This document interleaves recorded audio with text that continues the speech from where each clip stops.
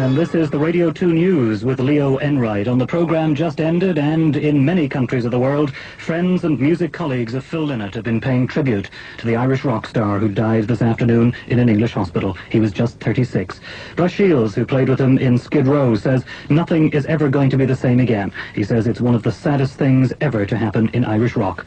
Phil Lynott died at Salisbury Hospital of pneumonia and heart failure. He'd been under intensive care since collapsing on Christmas night, and his estranged wife Caroline's been at his bedside with her father, Leslie Crowther. A few minutes ago, Phil's closest musical collaborator, Brian Downey, said he believed reporting of the star's drug problem had been exaggerated. The Thin Lizzy drummer spoke for the first time about his feelings on this sad night. I'm completely shattered. I can't really believe what's happened. I was speaking to Phil 12 days before Christmas. He was fine before I left him. He seemed to be in great spirits, looking forward to Christmas, going back to his family. And he said to me at the end, he said, I'll see you in the new year, we'll have a good recording together. Perhaps he might have been considering an attempt at reforming Thin Lizzy? Yes, that's true. He did ask me to reform with Scott Gorham. We were actually considering reforming around March, but he wanted to do his own solo album first in January. But that'll never be now. And more of Brian Downey's tribute on Radio 2 News at 11. Radio 2 nationwide, it's 11 o'clock. This is the Radio 2 News with Leo Enright. Friends and colleagues of Phil Lynott have been paying tribute to the Irish rock star who died this afternoon in an English hospital. Phil died at Salisbury Hospital of pneumonia and heart failure. He'd been under intensive care there after being transferred from a clinic that specialises in drug and alcohol dependency. Tonight, Phil's closest musical collaborator, Brian Downey, said he believed reporting of the star's drug problem had been exaggerated, and he told us Lynott was hoping to reform Thin Lizzy in March. Brian played with Phil from their school days together, and you can hear his tribute in full at the end of this bulletin. 6 minutes to 10 o'clock, and this is Dave Fanning with some music and words from Phil Lynott from between now and 10 o'clock. Phil Lynott, who died earlier on today. And on the phone later on, I hope to be talking to Scott Gorham, who was a member of Thin Lizzy for about 10 years or thereabouts. But one of the things that Phil was involved in over the last 2 years or so was a group called Grand Slam. And the drummer with Grand Slam hopefully is with us now. Robbie, are you there? Hello, Dave. I am here. There you are, Robbie. So tell us, what's it like? I mean, how do you feel about all of this now today? Well, I obviously feel very sad. I'm pretty choked at the minute. When I heard he was in hospital and had been unconscious, I actually feared the worst. But even still, it came as an awful shock. And just sitting here in the kitchen, I've been listening to your show. I just feel terrible. Well, tell us first of all now, you've been involved with so many bands down through the years. Yeah. You've been there when Thin Lizzy were there in Dublin before they even went to London. Yeah. So, how well did you know Phil in those early days? Well, I knew him very well. I was in a band called The Chosen Few back in the late 60s, and Philip was in, probably the middle 60s, in fact. And Philip was in the Black Eagles, in fact. And then I joined Skid Row, which he was a member of. So, we knew each other very well. We were part of, the early rock scene in Ireland. We were competitors in the beginning, and then we just happened to be in the same band. So I knew him very well, from when I was about 16 or 17. So, I've known him, and I've kept in touch with him. Even when he was away from here, when Lizzy were really doing well. And I'd always see him every couple of years or so, and then he was involved with Auto da Fe when I was playing with him. And then I did a few solo tours with them, and I worked on various recordings, demos. And then when Brian left the band, which was in Ireland, he just asked me would I be interested in joining us, which I, of course, was. So, I knew him very well. What was the feeling that Philip had around the time when Brian left the band? I got the impression that Thin Lizzy broke up quite amicably compared to a lot of bands. Oh, yeah. There was a very definite, this is the last tour, this is the last album. Yeah. And you just want to start something new completely. Yeah, I think, a lot of people have the impression that Philip broke up Lizzy. From what I learned, in fact, it was the opposite. I think Brian was probably a bit tired touring. He didn't want to do so much travelling. And I think Scott might have wanted to go back to America or do a few other things. So Philip really didn't want to. Philip wanted to be always involved in music, and he wanted to have his own band. He always liked sort of hard rock, whatever you want to call it, melodic rock and roll. And he always wanted to do something like that. So he wanted to have a working band all the time. And I think basically they were trying to persuade Brian almost by default. He was involved in the early demos, and they sort of hoped that when the band actually started touring that he would actually fall in. But in fact, he'd made his mind up and decided not to do it. So what happened to Grand Slam then? Well, Grand Slam sort of started working, and there was it was going reasonably well for a new band, but I think certain members of the band wanted to go a bit quicker. And there was a few rows towards the end, like around Christmas last year, in fact. So it was still a possibility of something happening. Philip had actually got a reasonable record deal in the middle of this year, and there was talk of something happening, but, you know, nothing ever really did happen. I think he was waiting to see how well various records had done. He'd recorded a few records, and probably depending on how well they did, like as regards the live thing. I'm not really sure, you know, what would have happened. There was talk of something happening in 1986, but nothing definite. Yeah, well, when you talk about Phil Lynott and you talk about hard rock and the cliches that go with so many stories of hard rock down through the years, do you think that, like, I think that Phil would probably be the first to admit this, that he led the rock and roll lifestyle a bit too hard? I would agree with that. He was inclined to live life to the very fullest. Sometimes I think he didn't want to, but he was in such a position, and like he was never off the stage, really. I mean, you couldn't walk down the street in the north of Scotland with Philip, like, expecting a little quiet walk, because he'd always be recognised, he'd always be asked, did he want to drink, or whatever, and he no matter where he was, even so much that even when he was at home, he had to get his phone number changed every 3 months because people would find out and they'd ring him up, and he was never let actually off the stage ever, I thought. I think he would like to maybe prefer to go away somewhere, maybe for a few months, and get away from it all, but it was a very difficult thing for him to do, you know.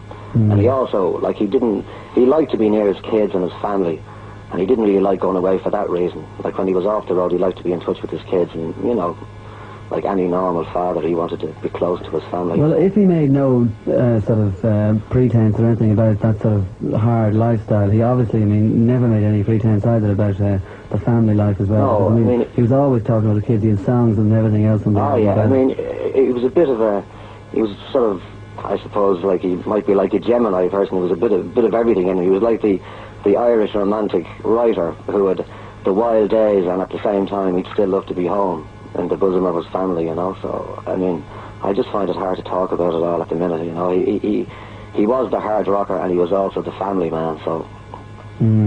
Well, were you surprised to hear that around Christmas Day there, or a few days afterwards, that Phil had been so ill since Christmas Day? In other words, like, do you think that he had got a lot sort of more together within the last 6 months? Well, the funny thing was, I actually met someone who came home for Christmas from London, and they told me that Phil was looking really well, and he had quietened down a lot, and he was looking well, and he was looking extremely healthy.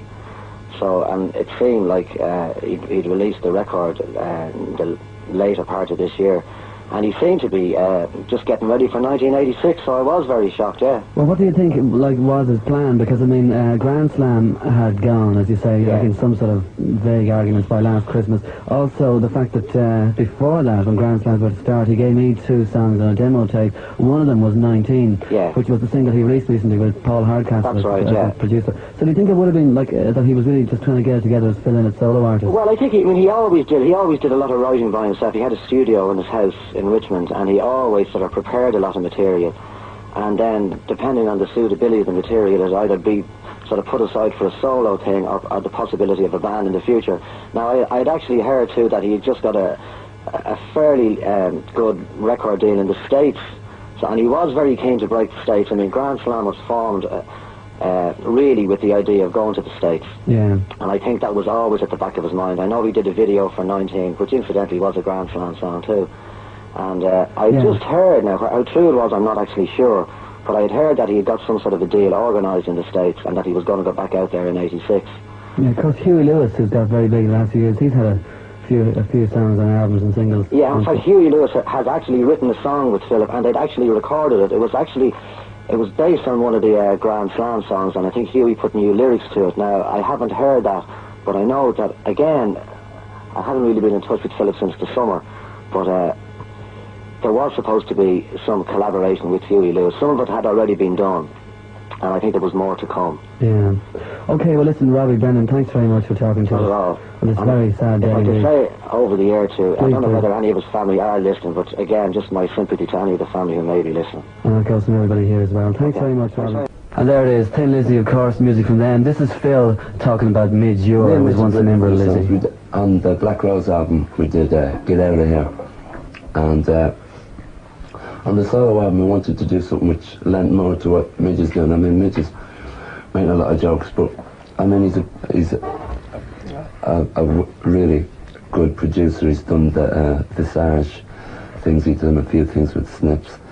And like, when we got together after the experiences in Japan, we got this song together, and he came down and played a lot of the keyboards on it, and we got Billy from Ultravox as well to play some stuff on it. And it's just interesting in sound. It doesn't, like, this is the track that really shocks a lot of people when they listen to the solo album, because they think it sounds nothing like what they expect from me. Right, but listen, I haven't heard it. This is going to be my first time as well. So let's give a listen then to Solo in Soho album. Yellow Pearl, that was there. That's written by Midge Ure and Phil Lynott, and that's from Solo in Soho, to be released, as I say, on the 18th of this month. That's Friday week, the solo LP from Phil Lynott. Obviously. Alright. I was just looking at this thing here. Oh yes, I knew there was something. He mentioned Snips earlier on, Midge. Yeah. Were you playing around with Snips? Was I playing around with Snips? Is this a leading question? It is. Yeah, Snips got in touch with me about 9 months ago, and we got together and I hauled my synthesizer over to his place. Were you on that Video Kings album from him? No, I wasn't. No, I've done the stuff after that. With a single out, his last single, 9 O'Clock, which did fairly well. It was getting a lot of airplay in Radio 1. And it was doing really well. I produced that for him, and I'm doing one the day we get back. The day I get back from the Irish tour, we're going and rattle off another one. I mean, you know, get down to work on it. Right. So, like, as you said earlier, we're only touring around with Thin Lizzy for the Irish tour. Yeah. So Ultravox will definitely get together and bring out an album and tour. Ultravox have already, I mean, like in between doing the Japan thing and bits and pieces, we've done 2 months in America. Doing the club circuit, because Ultravox are like sort of cult heroes right now, which is really good. Ultravox is my main thing. Everything else is secondary, you know. It's all been well said. Right. So, like, are you going to play with Thin Lizzy again? Only if they ask me. Only yeah. I'm sure it's well, if they were to ask you tomorrow, listen, Midge, we need a 5th member of the band. We definitely want a permanent keyboard player. If that was to happen, would you say yes? I don't know, I'm such a talented guy, I don't know. Don't restrict it in Thin Lizzy. I don't know if they can afford me now. And there it is, Midge Ure, Phil Lynott. That's from just a few years ago, from back in 81. Here's Phil Lynott talking about the Renegade album. I thought Renegade, like, is a positive side of that, and I think the best is yet to come. I mean, even, like, the keyboards, initially, you know, when I was here before, when some interview I did, you know, I said Darren was just going to be like a ghost member, but now he's become a permanent member, and like, because he is so good on the keyboards, like, he keeps, you know, pushing forward and getting spots on it, you know, so I think, you know, the best is yet to come. Well, hold on, to go back to guitars for a second, you mentioned Brian Robertson and you mentioned Gary Moore. Snowy White has taken a lot of the writing credits on this album as well. Like, is he that much an important member of the band that he's a permanent member for the next however many years? No, he's only down for 2, you know, which you co-wrote with me, so... Yeah. I mean, look, he can write, you know, but Scott did a lot more of the writing on this than he's ever done on any of the other albums. Alright, well, explain me to this one. If Darren is such an important member of the band, why isn't he on the cover? That's his hand on the cover, right? Yeah, that's his arm on the cover, you know. I don't know. It was just a mess up with the record, the big bad record company. We were in such a rush to get the album out, somebody forgot to tell the record company that we were a 5-piece. Did you miss the photo session, Darren? No, I didn't actually, but it was just one of those things, you know. I mean, the last 2 years have been so good for me anyway. I mean, naturally I was upset. Don't mind, I mean, it was great. Well, you played plenty of dates in Ireland before with Lizzy, but at the time, as Phil said, you were just... for a week. You were just playing the keyboards on stage, you weren't a member of the band, and now you're a full-time member. Do you see yourself as Philip sees you? As what? As a full-time member of the band? Oh yeah, I mean, I always felt, I always told people I was a member anyway. Well, are you offering anything to the songs in the studios, or is it just a sort of a live thing for you? Oh no, I mean, I was there from the beginning of Renegade. Really, that's my first proper Major Lizzy album. What? And where were you before that? Well, I used to work in a studio in Manchester, and I used to do a lot of sessions around Manchester and work around all the local bands in there. What about the cabaret circuit? Oh, the cabaret circuit, yeah, well, that was when I was 15, so I try to keep this, well, the Renegade... slug me down for this. The Renegade LP was supposed to be called Living Out Somebody Else's Dream. Was that the original title for the Renegade album? I'm not sure. I know I had a song called Living Out Somebody Else's Dream, which is now on the solo album, but I'm not sure if we were going to do that as I call it that. I'm not sure. I can't remember. Yeah. I remember at one stage we were going to do a concept album, and what it was, we were going to call the album Trouble Boys. The Billy Brown single thing. Yeah, and because it wasn't a hit, So what about these live tracks that we have here, which we're going to play in a few minutes' time, like we've been playing them for the past few weeks? These are from the Hammersmith Odeon in London on a recent tour. Yeah. Actually, they're BBC recordings, because we did it for the BBC, and but they gave us the rights to use them, so I took them over and gave them to you. Yeah. And the solo album as well, which is Fatalistic Attitude, which will be out when? I don't know, because Yellow Pearl was a hit, and we didn't want to release my album at the same time as the Lizzy album. They held back on the album, so I'd say about April, May. Right. April, May. So, well, hold on, before we even talk about that, before we go into the musicians and the tracks as well, there's one or two things I want to say about one of the tracks that we played in the programme. I think we're going to do something else entirely different. We're going to play a live track from Thin Lizzy, from the Renegade album, from the ones from the Hammersmith. But first of all, I think we're going to take a news headlines, which we didn't take at midnight, and I think we're going to go to Kate Smith sometime around now. Wisconsin continuing it. And then win the World Cup. And what was the first one again? And who will win the Triple Crown? Oh, who will win the Triple Crown, right, okay. There's only 3 right answers, so if you think you know what they are, you can phone in people that phone at 693833, and you'll win, the 3 people will win 2 tickets each for the gig tomorrow in the RTÉ. Speaking of the gigs, by the way, there are other gigs as well. In fact, you can start ringing in right now if you want to. Also, by the way, we're going on till 3 o'clock in the morning here on the rock programme, 25 to 1, which is in about... take a little bit of a tape now of Phil Lynott talking on the rock show some time back about how he met Brian Downey. We used to play around. We were both in bands, just local bands playing around, and we were looking for a drummer that could play a backbeat, which is like independence of the bass drum and the snare. And the best way we could do that was with You Really Got Me by the Kings, because that had that dunk, dunk, dunk, dunk. You see, so Brian Downey had seen us a few times, and we'd seen him, so we put the word out, and he came down to auditions, and we rehearsed in the thing. The minute he could play that beat, he had the job. Besides, he said he had a tom-tom, which the other drummer didn't have at the time, so that's it. Then we found out that we were going to the same school, and that we knew each other. So. Yeah. So, then after that came Skid Row with Bruce Shields and Ted Carroll and yourself. Yeah, but Brian didn't join Skid Row. He went off to be with the Sugar Shack. The Sugar Shack. Yeah. And what about Benny Cheevers? He was there on guitar as well. Yeah, he was in the original one, yeah. And then it was Gary Moore who came in, right? So, where are we now then? What was the lineup when Gary came in? Malik Bridgman on drums, Brush on bass, and vocals, myself on vocals, and Gary Moore on guitar. Well, what was it like in those early days? Because you've always admitted that you were into image more than anything else in those days. Is that true? Yeah. Totally? Totally.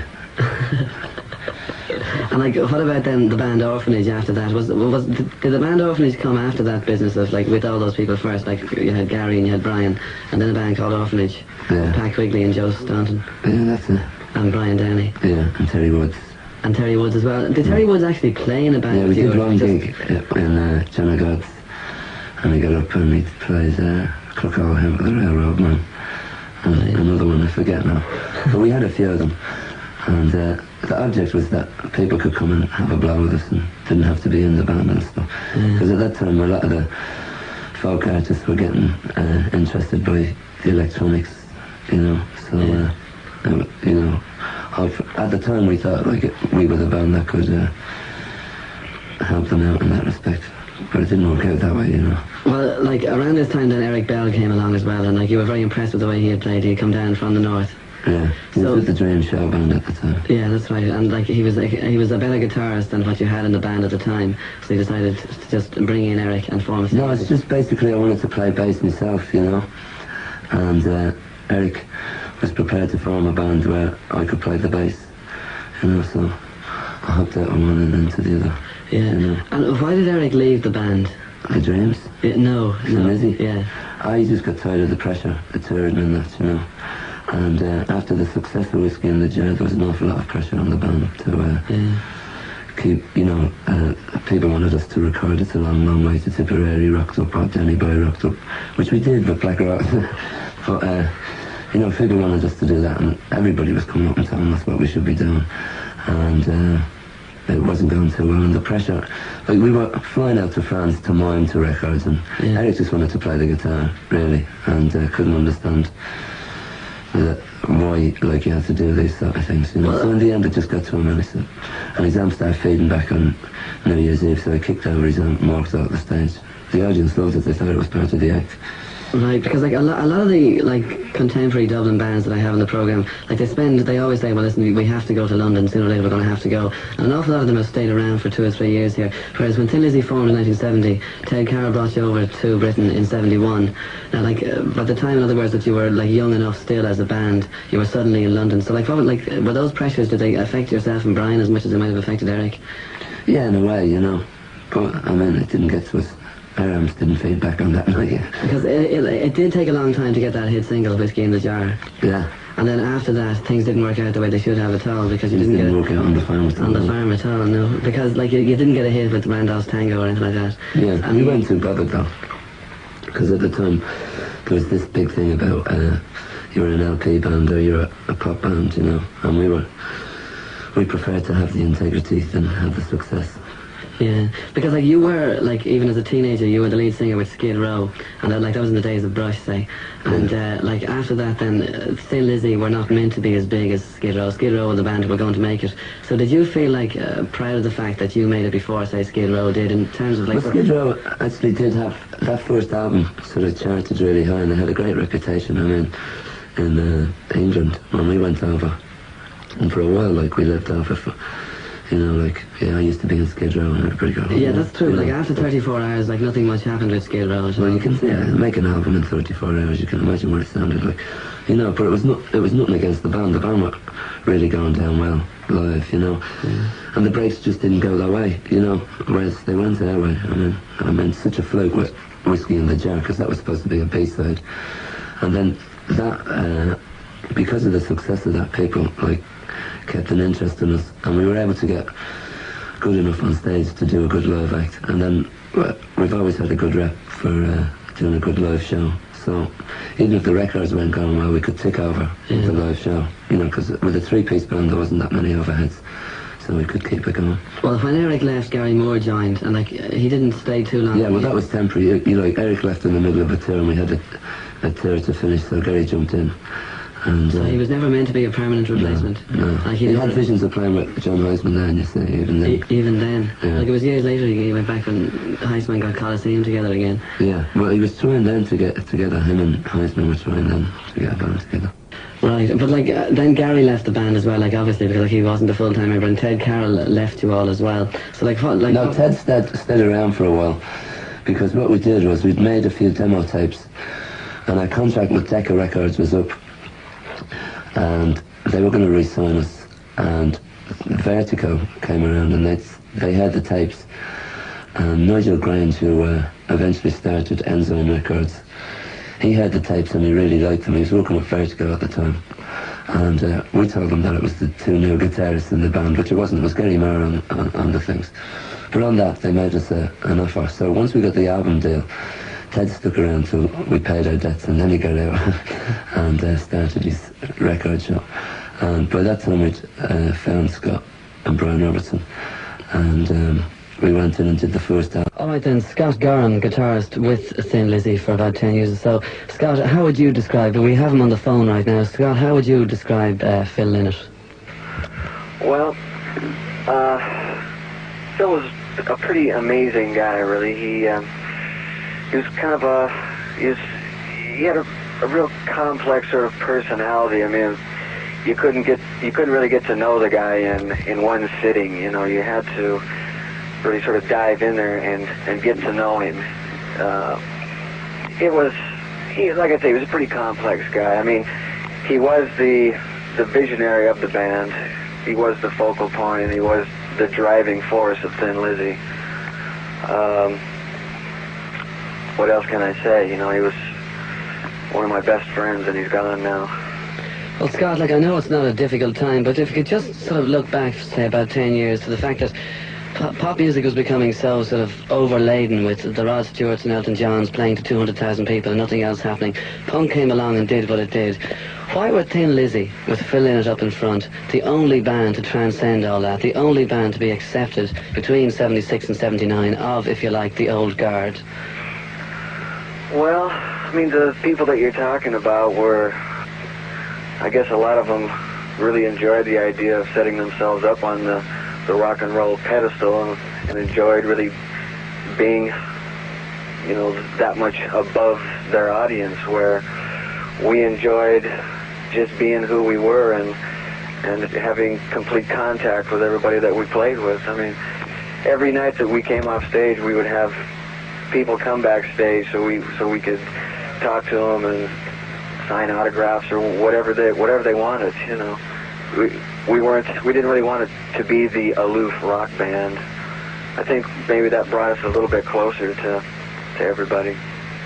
Yeah. And what about collaborations then? I mean, were you very happy to be involved even with collaborations with sort of a lot of the punk type musicians? I mean, some of the Sex Pistols, the Greedy Bastards, all that. Was I happy with it? Yeah, like, do you think that was a good time? It was good for Phil Lynott and good for yourselves? Yeah, I thought it was a hell of a lot of fun. You know, I mean, those kind of things were bands that were made up from a lot of other bands. You know, so it actually it got everybody out of their, like, Thin Lizzy bubbles or Boomtown Rat bubbles or Sex Pistols deals, right? I mean, we could all come together and play everybody else's music, and the pressure was off, and everybody would just have a good time with it, and the audience knew it, and we knew it, and it was just a great thing to do. You know, everybody had a good time with it. It wasn't important, you know, so everybody really had a good time doing it. In Thin Lizzy, towards the end of Thin Lizzy, I mean, it was a very definite ending because there was a final tour, a final live album and all of that. So within the last 18 months or 2 years, have you been following what Phil has been up to? Did you keep in touch with Phil? Oh, sure, yeah.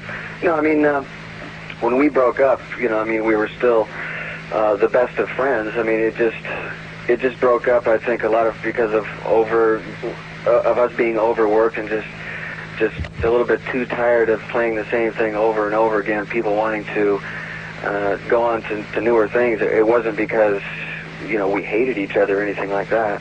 So, yeah, I mean, I kept up on what Phil was doing. He kept up on what I was doing. And the other guys that came and went through the bands, you know, we've all, you know, pretty much kept in touch. It's not like the band quit and everybody just sort of forgot about each other. Yeah. Well, there's one thing always about Phil Lynott, and one of those things that I think was the secret to his success between 76 and 79. He was always a very amiable bloke. Everybody liked Phil Lynott. I mean, one day he'd be seen photographing Miss World, the next day he'd be seen with Lemmy from Motorhead and, you know, so-and-so from the Sex Pistols. And the thing about it is that in all that time in particular, he never made any secret of the sex, drugs and rock and roll lifestyle that he led. Now, this may not be the most appropriate time, but do you think that, like, I mean, that Phil would be the first to say, look, don't mess around with drugs?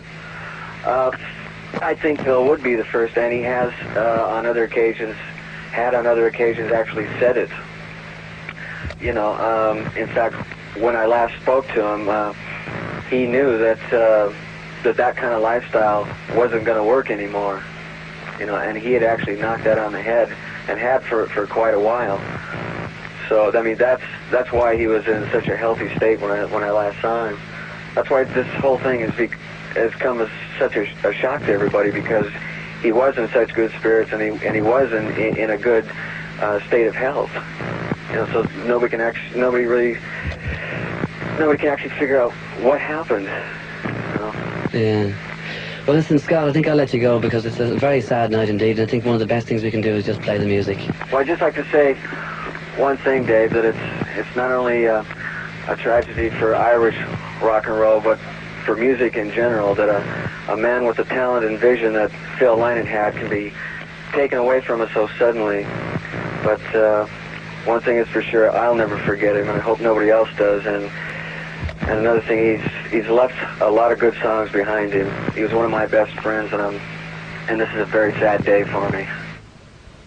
That's Lizzy guitarist Scott Gorham on the phone there. Leo Enright a few minutes ago, or about an hour or two ago, spoke to Lizzy drummer Brian Downey. Well, I don't know how to express my feelings at the moment. I'm completely shattered. I can't really believe what's happened. I was speaking to Phil 12 days before Christmas, and we were supposed to get something together in the studio in London. In fact, it was this month. He was going to book 2 or 3 weeks in the studio to record some of these songs, and his record company wanted a new LP, and he asked me to play on the LP, so I said yes, of course. And he was fine before I left him. He seemed to be in great spirits, looking forward to Christmas, going back to his family. And he said to me at the end, he said, I'll see you in the new year, we'll have a good recording together. But I can't believe this happened. It's unbelievable.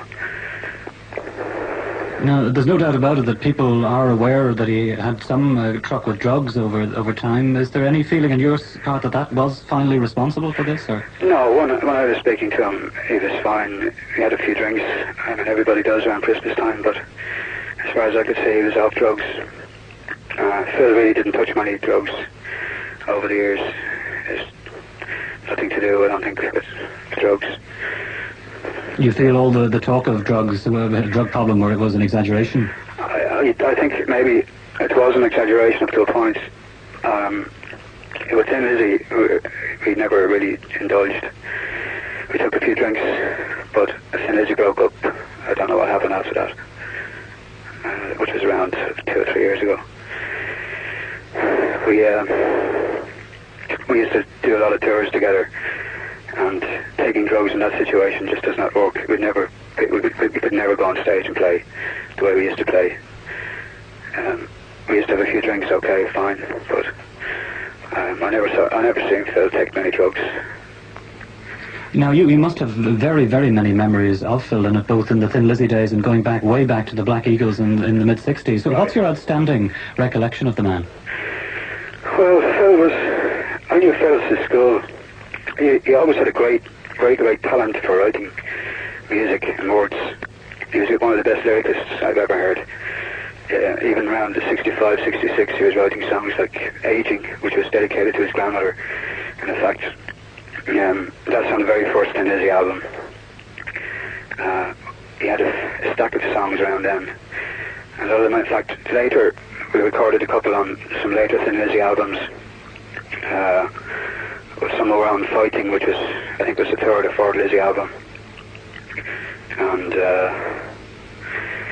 he had so many songs, really good songs and great lyrics. I think even today, some of those songs stand up to most of the major bands around the world today. Lizzy drummer Brian Downey talking to Leo Enright earlier on this evening. Phil Lynott died today, may he rest in peace. And myself, Dave Fanning, and producer Julian Vignoles. Good night.